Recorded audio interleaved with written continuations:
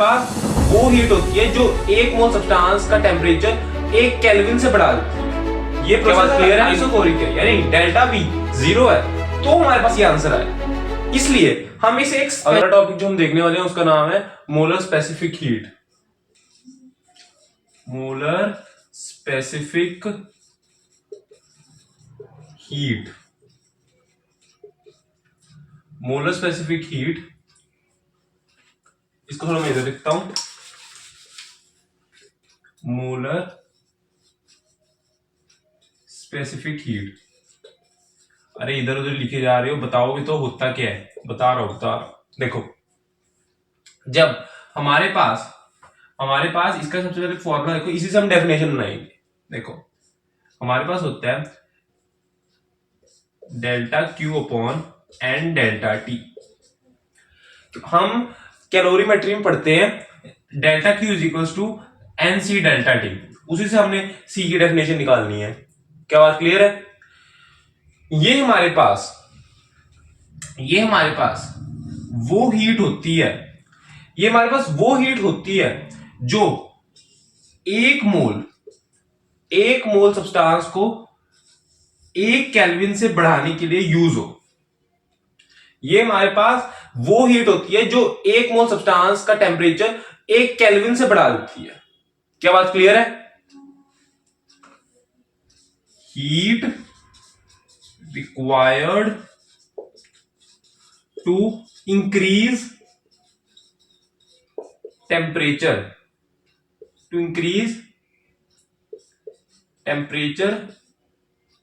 Of 1 mole by 1 kelvin.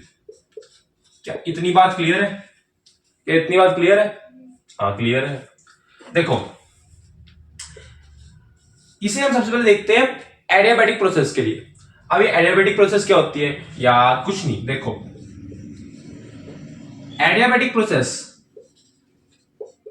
वो process होती है जिसके अंदर हमारी जो हीट होती है वो कांस्टेंट होती है। डेल्टा Q 0 होगा। हीट कांस्टेंट है, डेल्टा Q तो 0 ही होगा। हीट कांस्टेंट है तो डेल्टा Q तो 0 ही होगा।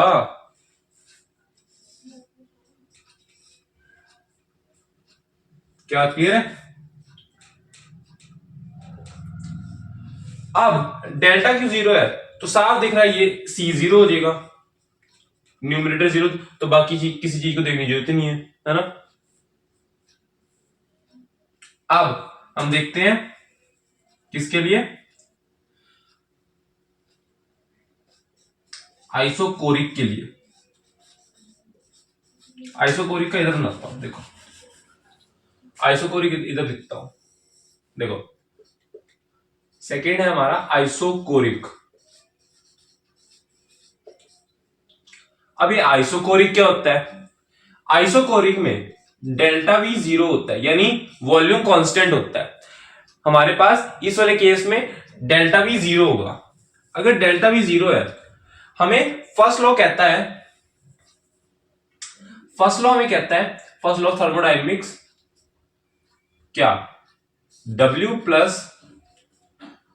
Delta Q is equal to W plus delta U। हमें पता है W का फॉर्मूला होता है P डेल्टा V। इसका मतलब W हमारे पास यहां पे 0 हो गया। क्या बात क्लियर है? W हमारे पास 0 हो गया क्योंकि डेल्टा V 0 है। W का फॉर्मूला होता है P delta V। Delta V 0 हो गया, W 0 हो गया, यानी वर्क हमारा 0 हो गया। तो यहां से delta Q is equal to delta U आ गया। क्या बात क्लियर इतनी? अब हमारे पास ये हो जाएगा, डेल्टा Q हो जाएगा NC डेल्टा T, और ये हमारे पास डेल्टा U का फॉर्मूला क्या होता है? NFR by 2 into delta T। क्या बात क्लियर? इतनी बताओ, क्लियर है बात? ठीक है। N से N कैंसल, डेल्टा T से डेल्टा T कैंसल, C आ गया FR बाय 2। लेकिन लेकिन हमारे पास ये आंसर कब आया है, हमने एक कंडीशन को माना है, आइसोकोरिक है, ये प्रोसेस अगर आइसोकोरिक है यानी डेल्टा वी 0 है तो हमारे पास ये आंसर आया। इसलिए हम इसे एक स्पेशल नोटेशन देते हैं, सीवी। सीवी FR/2 बहुत इंपॉर्टेंट फॉर्मूला, कई जगह हम यूज करेंगे इसे, ठीक है। इतना नोट करो पहले, फिर आगे का बताता हूं।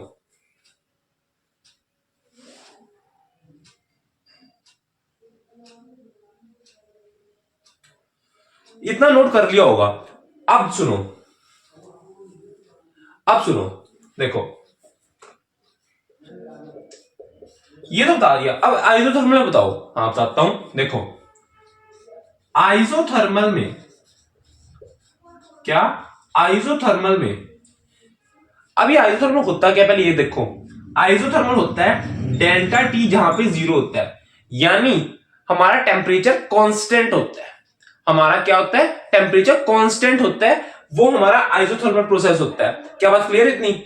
जब आइसोथर्मल प्रोसेस होगा तो डिनोमिनेटर 0 हो जाएगा, क्योंकि डेल्टा टी डिनोमिनेटर में है, तो डेल्टा टी 0 होने से ये चीज सी हमारे पास कहां पे जाएगा, सी इन्फिनिटी की तरफ जाएगा। देखो यार, वैसे तो ना हम इसको इज इक्वल टू इन्फिनिटी लिखेंगे, लेकिन ये टेंड करता है इन्फिनिटी, नीचे डिनोमिनेटर कर रहे हैं, मैथमेटिकली हम इसे टेंड कहेंगे, लेकिन फिजिक्स में हम इसे सी इज इक्वल टू इन्फिनिटी लिख सकते हैं, वैसे ये टेंड कर रहा होगा। क्या बात क्लियर है इतनी? हाँ क्लियर है। देखो एक बार रिवाइज करते हैं। एडियाबैटिक प्रोसेस में सी 0 होता है, जब आइसोकोरिक की बारी आती है तो सीवी बन जाता है FR/2, और आइसोथर्मल में सी होता है इन्फिनिटी। एक बार से नोट करो, फिर आगे की बात करते हैं। भैया आपने 3 प्रोसेस तो बता दिए, एक आप भूल गए। मैंने कहा कौन सा? आइसोबारिक। अरे यार मैं भूला नहीं हूं, यहां पे जगह नहीं थी। भैया आपने 3 प्रोसेस बता दिए, एक आप भूल गए, मैंने कहा कौन सा? आपने आइसोबारिक नहीं बताया। यार बता देते हैं, देखो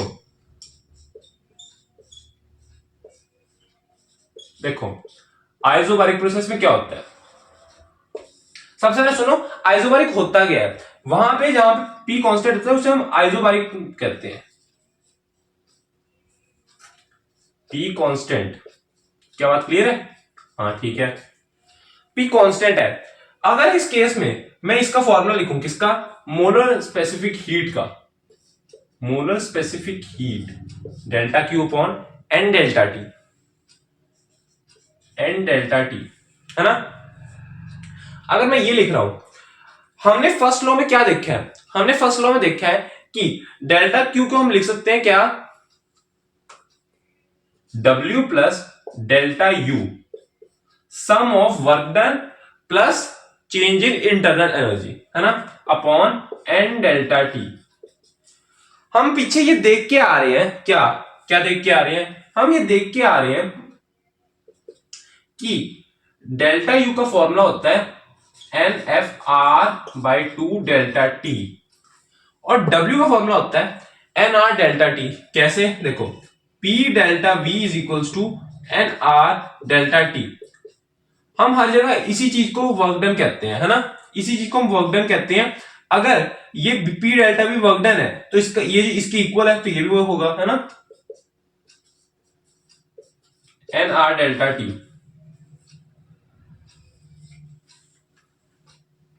अब यहां पे लिखो n delta T, n delta T ऊपर नीचे कैंसिल कर दो। क्या बात क्लियर है इतनी?